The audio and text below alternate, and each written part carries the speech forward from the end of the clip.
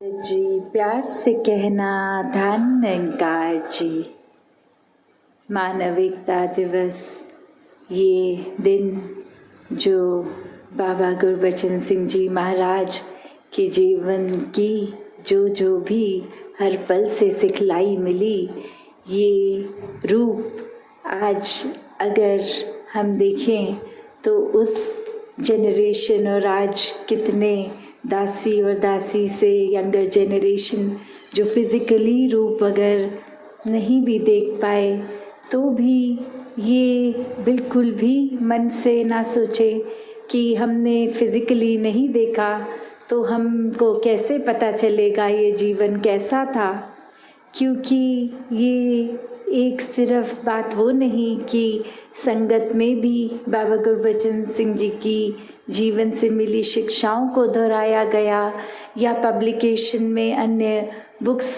में जो उनके जीवन पे आधारित एक जो मैसेज उन्होंने दिया, पर हर एक आज मिशन में जो भी बच्चा ये जो भी सिखलाइयाँ मिली, एक वही संदेश सच का, इंसानियत का हर किसी ने जहाँ जिया वहीं एक बाबा जी के मुख से भी सिर्फ नहीं कर्मों द्वारा भी वही संदेश उन्होंने हर पल में जिया कि कैसे मानवता को एक होना है। एक संसार में एक होने की जो बात होती है वो हम अगर पारिवारिक अपने यूनिट से भी देखें कि कुछ सदस्य ही परिवार के और आपसी मनमुटाव इतने कि एक परिवार होते हुए भी एक नहीं, तो पूरे मानव संसार के एक होना, ये जो एक कईयों को तो ये लगेगा कि ये तो कल्पना की बात है, ये तो हो ही नहीं सकता। उस संदेश को सच कर दिखाया कि वाकई ही एक मानवता है तो एक निराकार परमात्मा के ही अंश सब में, कोई ऊंचा नीचा नहीं, कोई मनमुटाव एक किसी बात से एक अगर है तो उसको कैसे दूर किया जा सकता है, और कोई भी एक अन्य सामाजिक दृष्टि से एक फ़र्क एक उस तरह रूप में बायस जो है उसको कैसे दूर किया जा सकता है। तो जब इस एक परमात्मा निराकार को जान लिया जाए तो फिर एक ही वो बात कि जब परमात्मा एक तो परमात्मा सभी के अंदर जो इसकी अंशात्मा सब एक समान, सब सम्माननीय, कोई भेदभाव नहीं, कोई ऊंचा नीचा नहीं। तो ऐसे भावों को जो अक्सर एक दासी बात जो रखना चाहेगी कि बाबा गुरबचन सिंह जी हमेशा एक ज्ञान और कर्म के बैलेंस को बहुत ही इम्पोर्टेंस देते थे कि कैसे अपने जीवन में हमने सिर्फ ज्ञान की बात ही नहीं करनी, ज्ञान को लेकर बस उसको कर्म में नहीं डाला तो उसका फ़ायदा नहीं। एक उदाहरण जो वो देते थे कि एक असली इमारत जो बनकर तैयार वर्सेस एक ब्लूप्रिंट जो सिर्फ कागज़ में है, तो कागज़ी वो ब्लूप्रिंट तो सिर्फ एक कला का माध्यम, एक वो ड्राइंग रूप, एक उस तरह फ़ायदा क्या, एक क्या उस घर में बने एक कागज़ पे बने उस घर की हम छाए में रह सकते हैं, क्या उसमें निवास कर सकते हैं, क्या उसमें एक अपने जीवन को आसान काट सकते हैं। जब तक वो इमारत कागज़ पे है उसका कोई फ़ायदा नहीं, और जब वही इमारत असल रूप एक घर का मकान का ले लेती है तो हर दिन उसमें एक बहुत ही आराम से जीवन को जिया जा सकता है। तो उसी प्रकार एक ज्ञान रूपी नॉलेज अगर ले ली और जीवन के हर पल में उसको फिज़िकल रूप ये प्रैक्टिकल रूप नहीं किया तो फिर वो एक उस तरह उपयोग में नहीं लाने की वजह से वो एक हमारे फ़ायदे के लिए नहीं है। और वो ही जब ज्ञान का आसरा लेके मन में उसको बसा के कर्मों में प्रैक्टिकल किया तो उसका फ़ायदा एक जीते जी हम कितना उसका लाभ ले सकते हैं, अपने लिए भी औरों के लिए भी। तो ऐसे जहाँ एक बात आज सोशल मैसेज की भी सबने ही महापुरुषों ने दी स्टेज से कि एक आज भी जो रेलेवेंस है और उस समय जब इतने साल पहले की बात करें तो जहाँ वुमेन एम्पावरमेंट, इक्वालिटी, एक सामाजिक कितने ही और एक रूप जो एक उस समय कुछ इस तरह किए जाते थे और उस समय एक ये इम्पोर्टेंट डिसीजन लेकर कि नशों से घर आज़ाद हो जाएं, एक घर में प्यार वाला माहौल बने, दिखावा ख़त्म हो, एक संसार में कैसे एक कम आर्थिक अगर कैपेबिलिटी भी, एक फाइनेंशियल स्टैंडिंग ठीक नहीं भी है तो भी कैसे अपने आप को उतना ही मानवता की सेवा के लिए अर्पण किया जा सकता है जितना एक धनवान रूप भी किसी का हो तो भी वो कर सकते हैं। तो कैसे एक भाव को प्राथमिकता दी, एक मन में उस ज्ञान को बसाकर हर पल जीवने जीवन की शिक्षा को एक प्रधानता कि बोल तक नहीं कर्मों में ये ढले, कैसे एक संदेश समझाते कि संसार में तो एक किसी को अगर पत्थर मारते हैं और चोट लग जाती है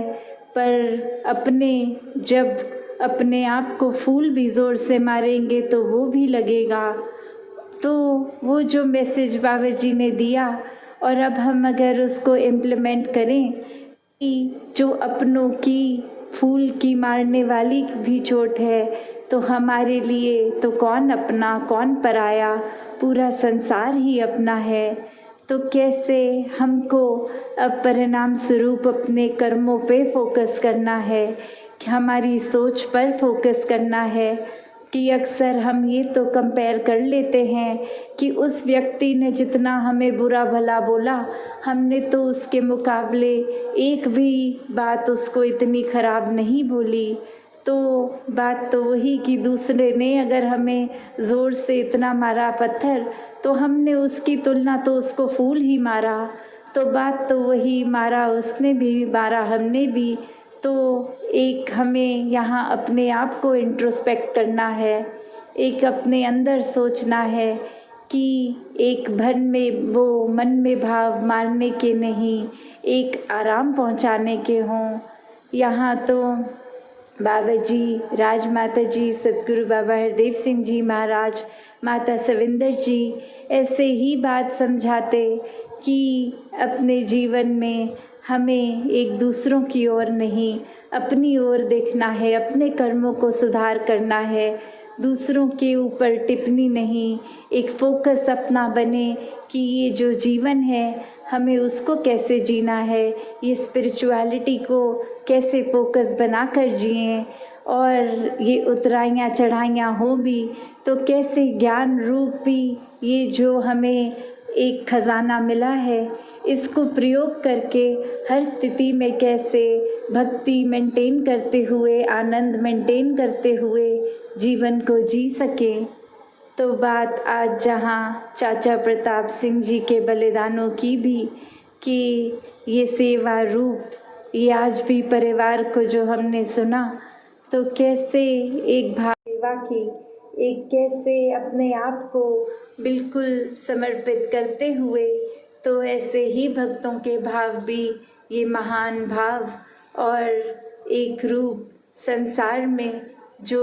भक्तों का सेल्फलेस होने का होता है, जो बाबा गुरबचन सिंह जी महाराज के भी अगर एक बलिदान की बात है तो सिर्फ वो कोई एक तारीख के जो अंतिम दिन का उनका बलिदान की बात नहीं, पूरा जीवन हर पल